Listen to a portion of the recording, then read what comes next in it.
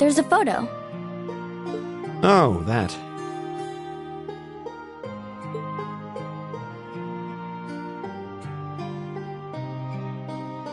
Aww, look at cute little Machias there. He looks like he had such a sweet disposition. Yeah, before he grew up to be a stubborn old nag. Stop nitpicking people's old family photos!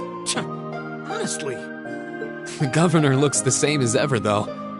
Is that woman next to him your older sister or something? Close enough. She was a cousin on my father's side of the family. Since she lived quite close, she often came to visit. Our family was just my father and I, so having her around was a big help. The way you speak about her seems to imply you no longer see her. Did she get married and move away? She died. Around 6 years ago. Oh. I see. And that has something to do with why you hate the nobility, right? So... I never really planned on telling anyone about this. But considering all we've been through, I suppose it's time I told you a little more about me. It's a long story, but would you hear me out? Of course. Absolutely. Glad to. Thanks. Sis was 9 years my senior. Beautiful, kind. To me, she was in every sense the ideal woman. Now, as I said earlier, we're a family of commoners through and through. But my father proved to be a very capable government official. And eventually, he was promoted to an important government position, where he started to make a name for himself. Honesty and integrity are a core part of his work ethic.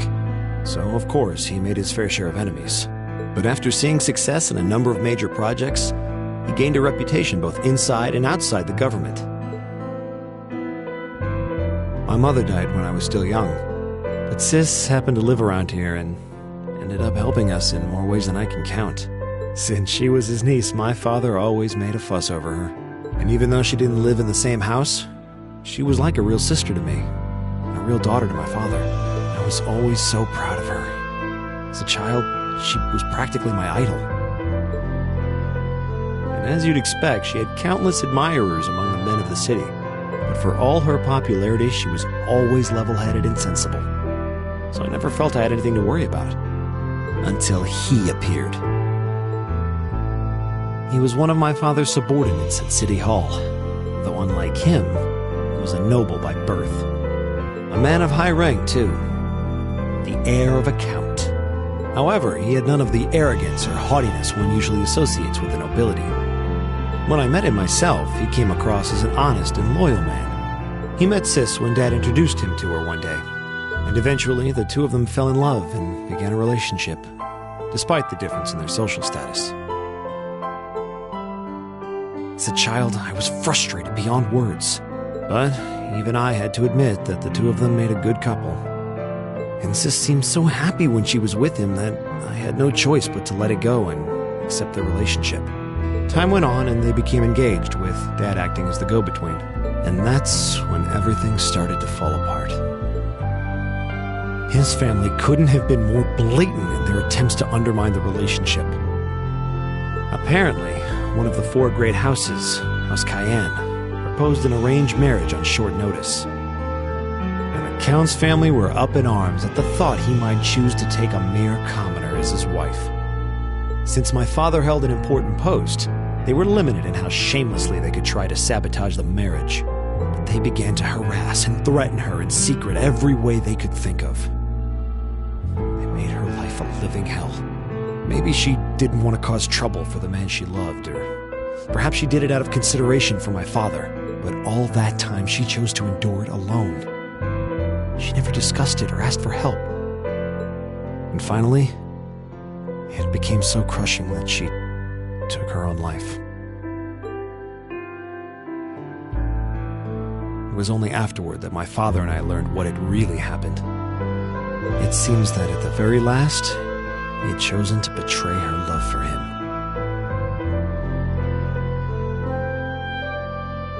But I told her, he said. I told her I'd treasure her as my mistress instead if she'd just accept that we couldn't be married. I just don't understand it. Why would she take her own life?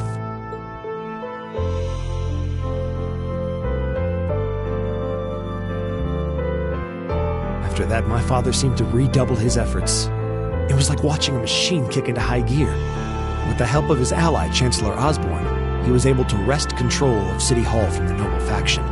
Then, 4 years ago, he was appointed to his current position as governor of Heimdall. And that's how the Regnitz family came to be where it is.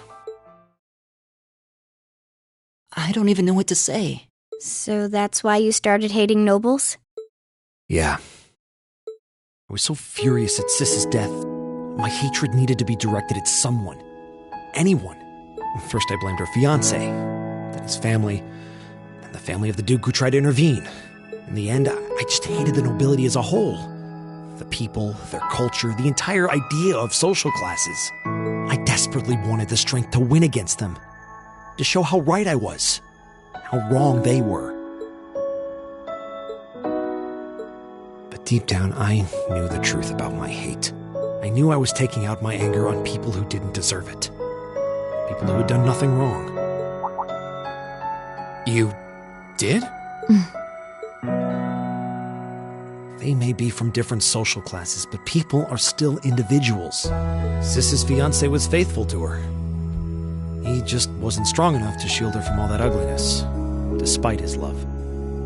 And the Count and his family were only acting in their best interests, which is to be expected, really.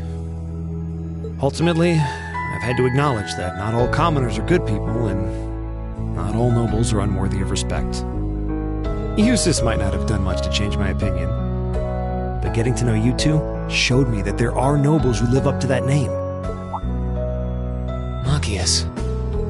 I have no idea how my father feels about all of this, but this is how I've come to feel. I see.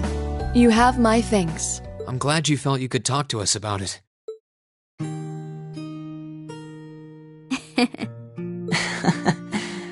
Still, I don't think it hurt to be a bit more honest with yourself. If you're willing to admit all of that, maybe you can find it in you to be friends with Eustace, too. Are you kidding me? I might accept that not all nobles are bad, but that arrogant, self-centered fool can go choke on a palm. Always mocking me for spending so much time studying, or telling me I need to get out more. I don't think he goes quite that far. Besides, I don't think he does it on purpose. He doesn't mean any harm. That's the most irritating part! He does it without thinking!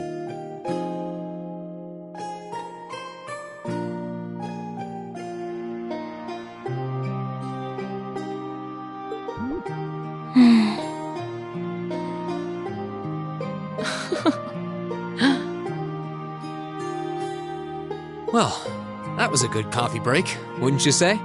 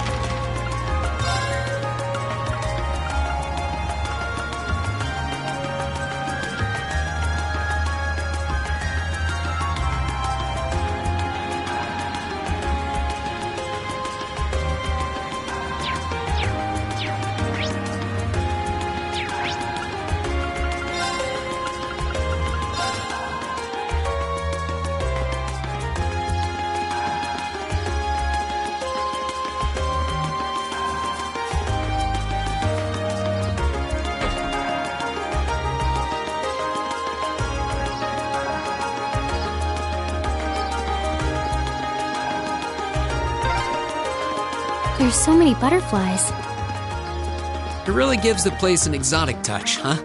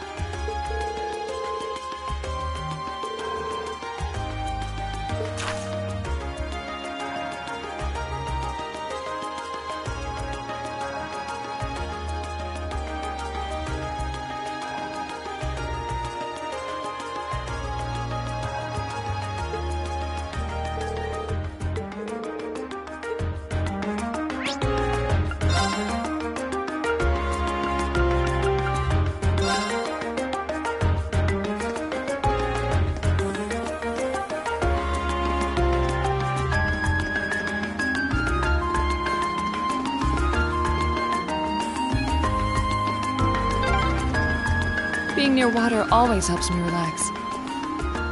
Oh yeah, your hometown is right on a lake, isn't it? Esperanza? I believe it means hope.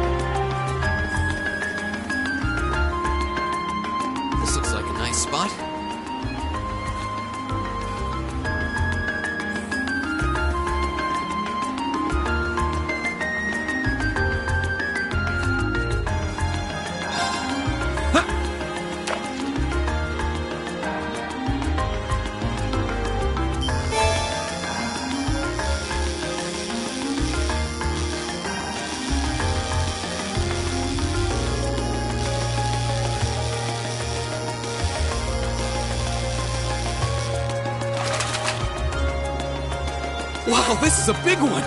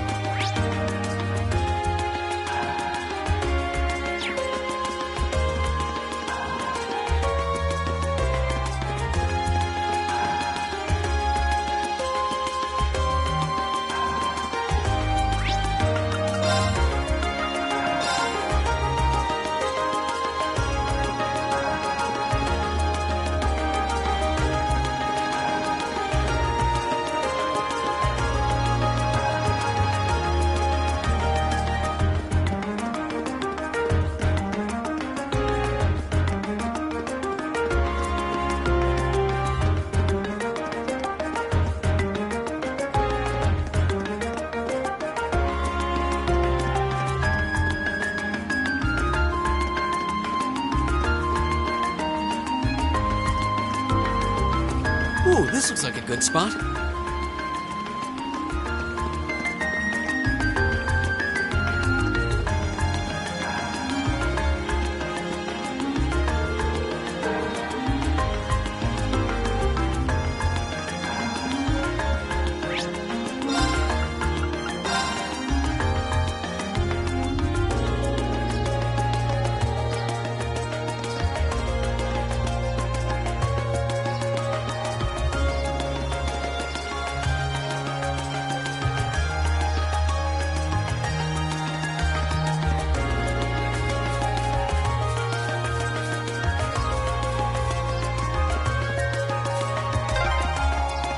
This park is so peaceful, it's easy to forget we're in the capital.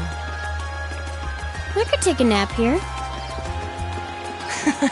Yeah, people love to come here to relax.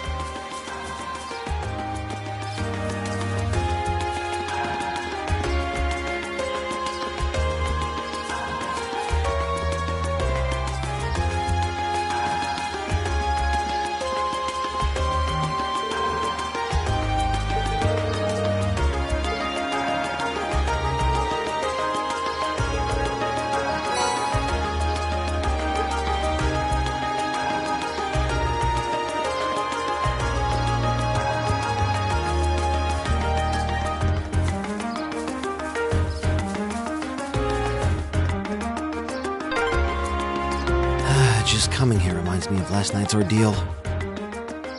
So, Sounds like you had a rough night.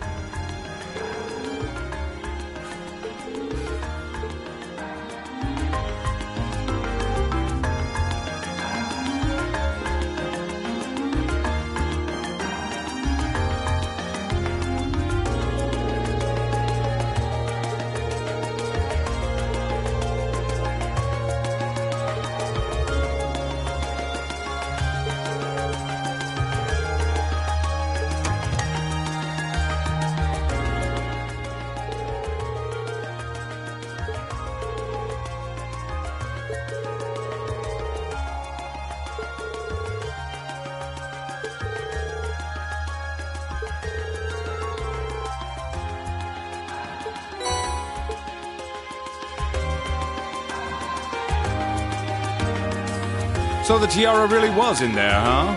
Now I'm wondering if the last passenger who stepped off the tram was Phantom Thief B himself.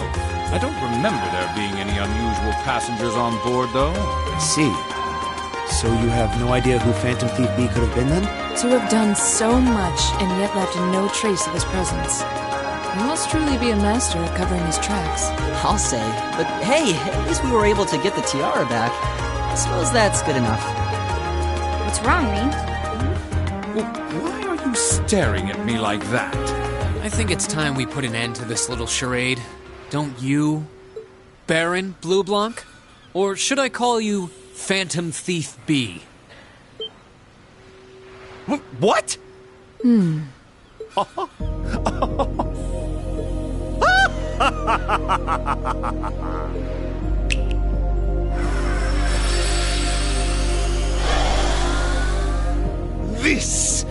This savory taste is why the unripe fruit is the most delectable of all. Wait, aren't you the Baron we met earlier? But that mask... That's the mask of Phantom Thief B! Allow me to introduce myself once again. I am Phantom Thief Blue Blanc, otherwise known simply as Phantom Thief B. Baron Blue Blanc is but one of the many roles I have assumed during my pursuits. Incidentally, might I ask when you first discovered my true identity? It didn't really take much discovering. You went out of your way to show up in the Crystal Garden after all. Now, maybe it's just me, but I find it hard to believe you were seriously trying to hide your identity to begin with. Your disguises? Nothing short of perfect, I have to admit. But with all the work you've put into this, I suspected you might come check on us near the end of your little game. Ha ha! I see! Excellent deductive reasoning. Simply splendid! But why would you do something like this? Why go to all the trouble? Ah, does that interest you? Must there be a motive? Nah. Now that we know your identity, there's nothing more to discuss. Theft is a crime. Indeed, a crime we will not allow to go unpunished. Oh, what spirited youths you are! What? How did he do that? Just a little trick I like to keep up my sleeve. Regardless, you have provided me with plenty of sport and more than enough entertainment for one day. I will be watching your future achievements with keen interest. Ladies and gentlemen, until we meet again, I bid you adieu.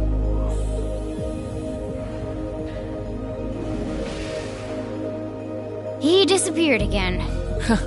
That's quite a little trick. He might still be nearby. Let's search the area.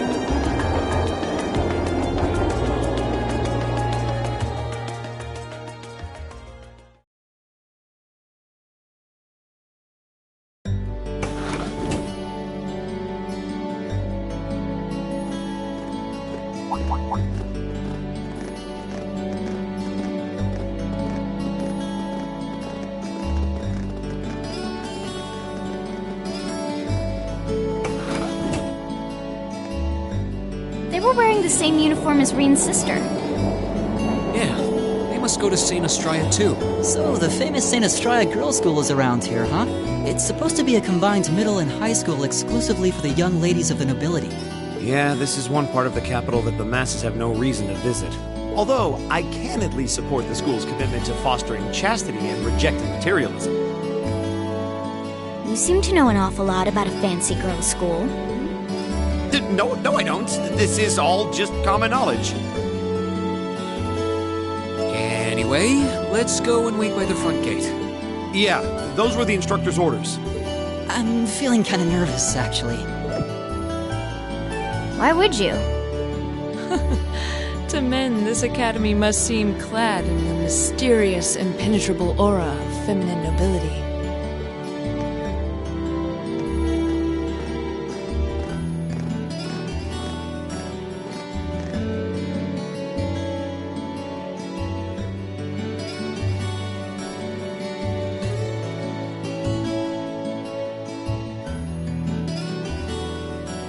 I was wondering.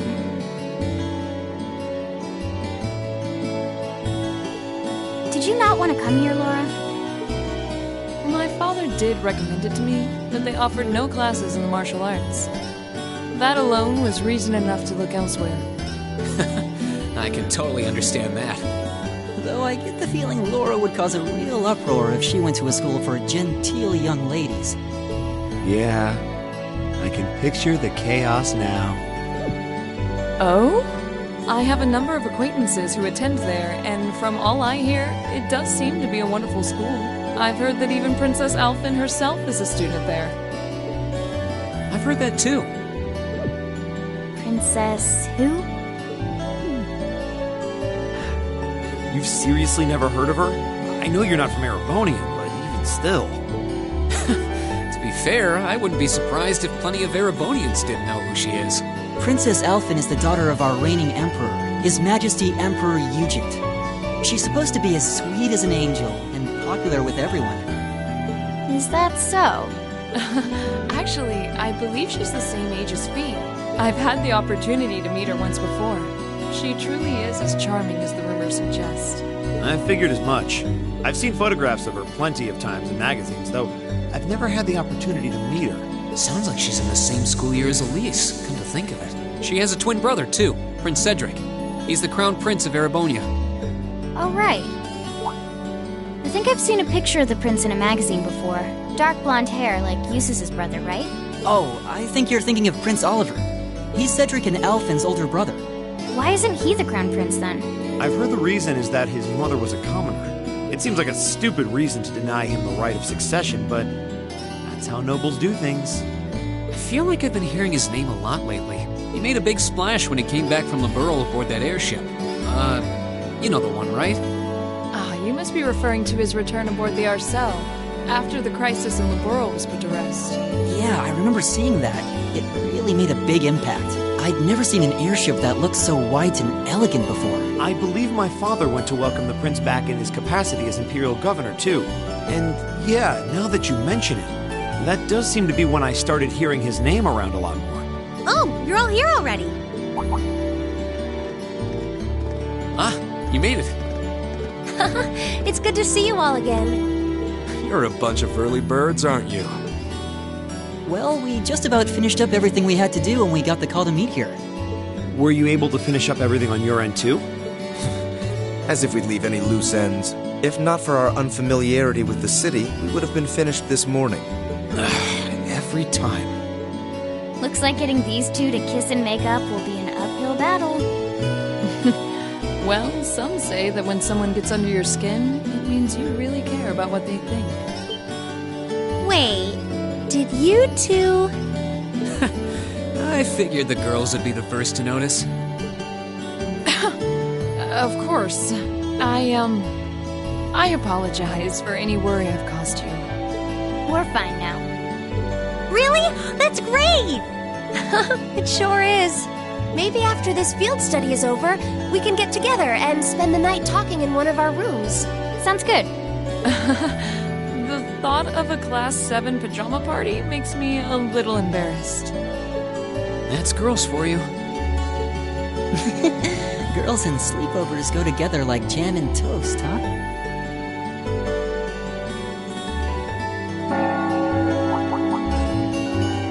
That must be Heimdall Cathedral's bell. It has a solemn, stately sound, wouldn't you say? It sounds so different from how it does in the Ost district.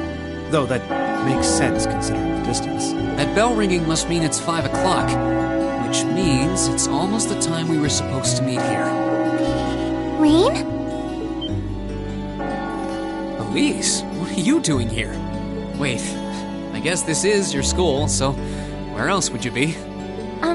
Yes. I see all of your classmates are with you, too. It's only been a week since we saw you, hasn't it? Well, we were told to meet here. Wait a minute. Are you the ones?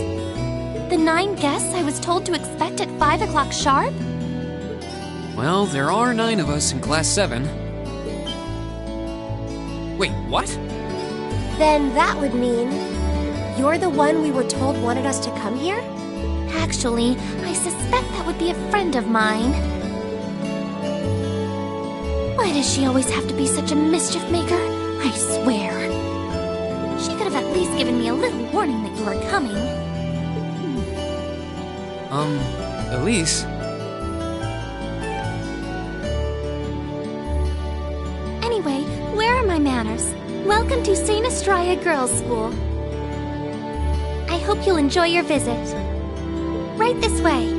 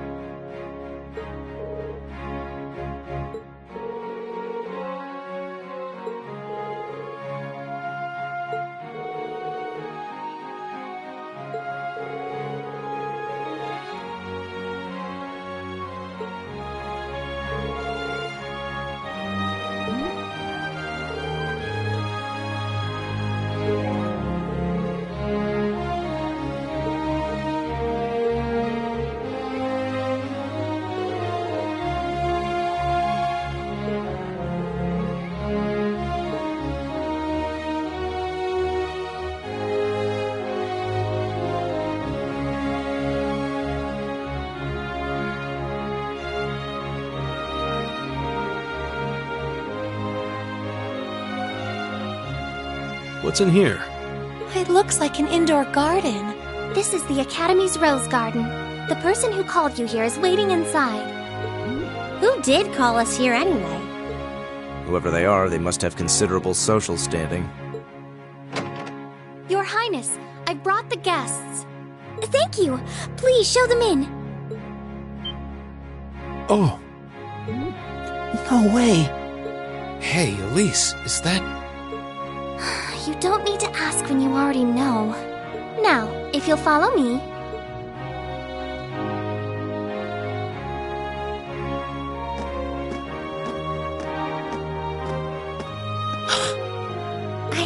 I knew it.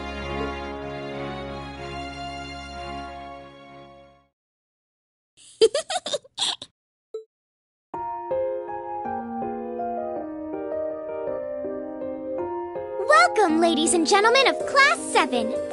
My name is Alphen. Alphen Rice Arner. It's a pleasure to meet all of you.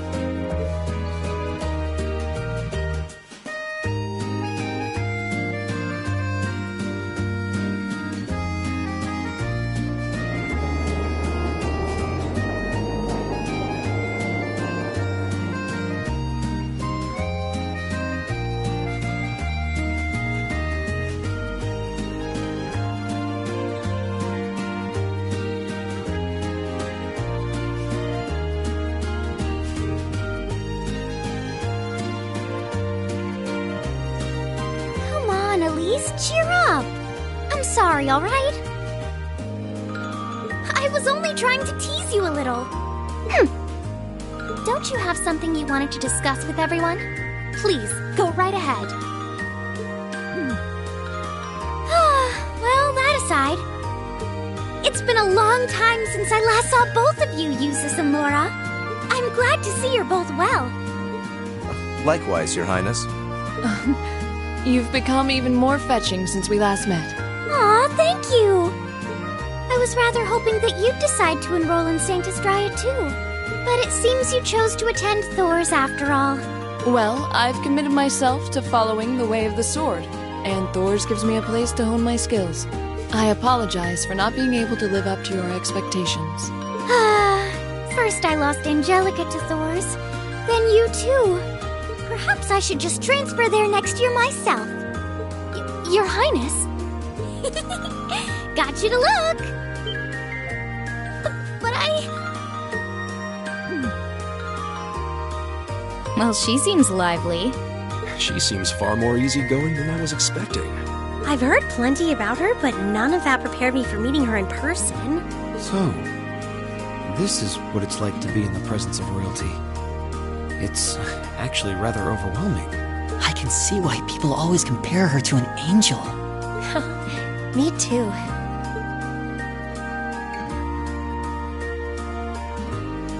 please don't worry about me. While I still have much to learn before I feel like I deserve my status among the nobility, I've been blessed with wonderful friends, and I'm enjoying life here at the Academy. Well, she does seem to have at least one wonderful friend. Kind of an understatement when that friend happens to be Princess Alphen. I'm particularly happy to finally be able to meet you, Reen Schwarzer. Elise has told me so much about you. Your Highness! I'm honored that you'd say so. Elise always mentions in her letters what a great friend she has. As her brother, I wanted to thank you for that. Reen? Oh, it's so refreshing. You're every bit the person Elise says you are. Perhaps even more so. Huh? Actually, I have a teensy-weensy favor to ask. Do you think I could join Elise in thinking of you as my dear brother as well? What? Your Highness!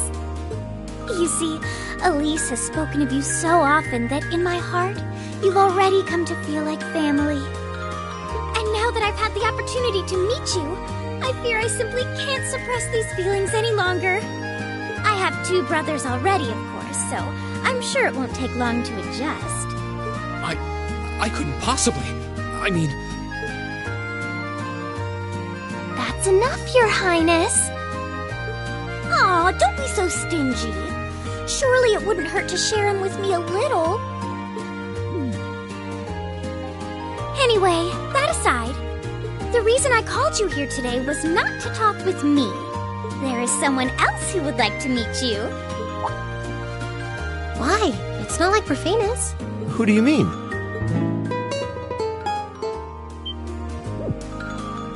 Hey, isn't that... A guitar? No, a lute? Oh, it seems he's arrived. Oh. I apologize for keeping you waiting.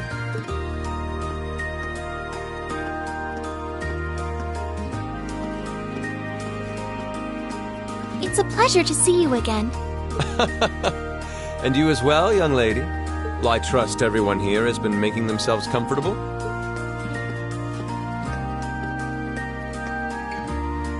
Who's this guy? I'm not sure, though I feel like I've seen him somewhere before. I serve as a music instructor in the hallowed halls of this fine academic institution. In truth, I am ever on the hunt for that elusive mayfly we call love. But that might raise eyebrows at a girls' school. But whose pulse would not quicken wandering into this untainted cloister of dew-eyed maidens? Ah, the romance. Could he be? Ow! I think that's quite enough. Any more of that and our guests may start edging toward the exit. Ah, I can always count on you to never miss a beat, my dear sister. Oh, wait. So this is... Whoa. Indeed.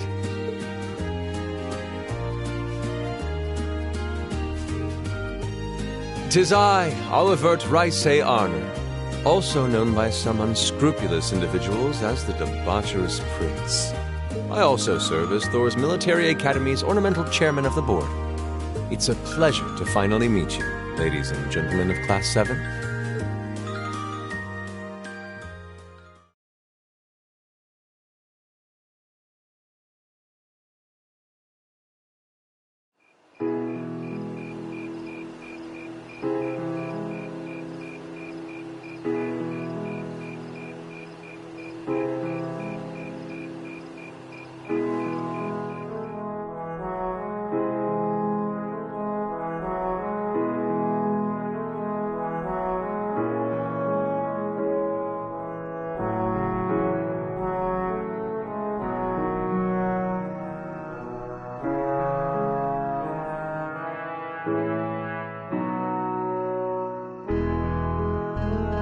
I have to admit, I was surprised to learn that you're the chairman of the board of directors, Your Highness.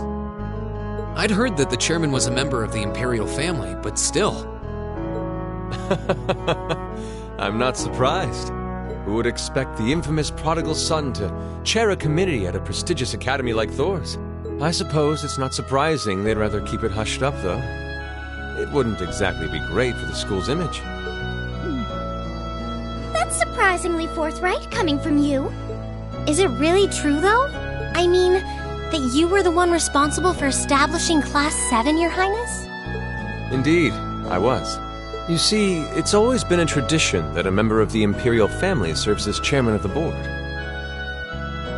At first, I wore the title in name only, but I had a change of heart after my vacation in Liberl 2 years ago. You were in Liberl back then? That would put your visit during the incident that occurred there, correct? Right. All I've done since I returned to Erebonia has been inspired by my experience during the crisis in Liberl. As a result, fruitless though they may prove to be, I've set a number of plans in motion. One of which is to bring the winds of change to Thor's Military Academy. A gust of fresh air, if you will. Winds of change, huh? I can only assume you're referring to our class? Then the one who decided to throw both commoners and nobles into the same class was... Yes, the idea was mine. Although the selected students also had to have a high aptitude with the Arcus units, too. I think I'm finally starting to understand the reasoning behind Class 7, and why we're being sent all over Erebonia on these field studies. To show us firsthand and give us cause to consider the conflict between the two factions. That is the purpose behind our field studies. Is it not, Your Highness? That is one of the reasons, yes. However, my foremost intention was to show you that during your lives, you will encounter many obstacles and conflicts, not just between factions, but between the capital and the provinces, tradition and technology, even between nations. In these turbulent times, I thought that this would provide the hands-on education today's promising youths need. We need up-and-comers who can think and act independently to face tomorrow's challenges head-on. That makes sense. Wow, that's quite a plan. I can't help but feel a little unsure whether we can live up to such high expectations. Hearing your explanation has, at the very least, cleared up many of the doubts I've had up to this point. Class 7 does seem like an ideal environment to expand one's outlook on life. I feel like going through everything we have so far has brought us closer to doing exactly that. Yep. Marvelous. I'm so pleased to hear it. Just listening to you makes me feel even more certain that a establishing Class 7 was the right decision. Especially since while the idea itself was mine, I have no real say in how the class is run day to day. Even so, I still hope to meet all of you at least once, if only to tell you all this. And that was when Alphen stepped in and offered to set up this little meeting. I see. Well, I could hardly refuse such a sincere request from my brother. But it also presented me a fine chance to finally meet Elise's beloved brother, as I've always wanted to. Your Highness! Thank you for taking the time to tell us all of this, Your Highness. I feel like now that I know, I want to live up to the promise you saw in Class 7. Thing is, am I right in assuming that Class 7 doesn't exist just to fulfill your progressive ideal? What do you... Oh? The board has its chairman, of course, but 3 directors besides. My older brother Rufus, Imperial Governor Karl Regnitz, and Irina Reinford of the Reinford Group. Oh, yeah. Now that you mention it. They do seem to have certain expectations for us. Precisely. As I mentioned, I no longer have anything to do with how Class 7 is run. That authority lies with the directors. As you're keenly aware, Rufus and Governor Regnitz sit on opposite sides of the factional divide. And while Chairman Irina is mostly involved with Class 7's technology, like the Arcus, her intentions are a mystery to me. And it's those 3 who decide where you'll travel for your field studies. Is that right? When you put it that way, it does make it seem like some kind of bargaining is taking place behind the scenes. It was one of the conditions they gave in exchange for allowing Class 7 to be established. I'll admit, I hesitated to allow it, but I decided to place my hopes in you. We believed then, as we still do, that one day you all will be a great light that can push back the darkness of this country. Well, I suppose when I put it that way, it sounds positively heroic. But that's just me. Don't feel too pressured by it. Your students, first and foremost. Reach out and grab that fragrant rose of school life. Join a club. Eat cheap food with your friends at midnight. Fall in love. We live but once. Make your youth count. You know, it's weird, but hearing you say that kind of takes a load off my mind. By the way, just earlier you said that we believed the Class 7 would be a great light. Is there someone else involved with Thor's who shares your vision for our class, Your Highness? There is. Principal Van Dyke. I once attended Thor's myself and studied under him. He gave my proposal to establish Class 7 his full backing. I see. He's been particularly considerate toward us ever since we arrived at the Academy. While he has no direct control over the running of the Academy, he does preside over the board meetings. And above all, he's the one who assembled an excellent team to give you first-rate training. An excellent team, you say? Are you referring to Instructor Sarah? She's certainly one of them. Still, coaxing her away from her former line of work certainly played a large part in giving Class 7 a great foundation. She is, after all, one of the strongest people in the Empire, and her experience makes her a natural field leader. Wait, what? Instructor Sarah? One of the strongest people in Erebonia? Exactly what experience might you be referring to? I've even heard rumors of her daring exploits myself. She was known as the Purple Lightning. Doesn't that sound exciting? Wait, Purple Lightning? I knew it! If you two have heard of it, it must be a household name among martial artists.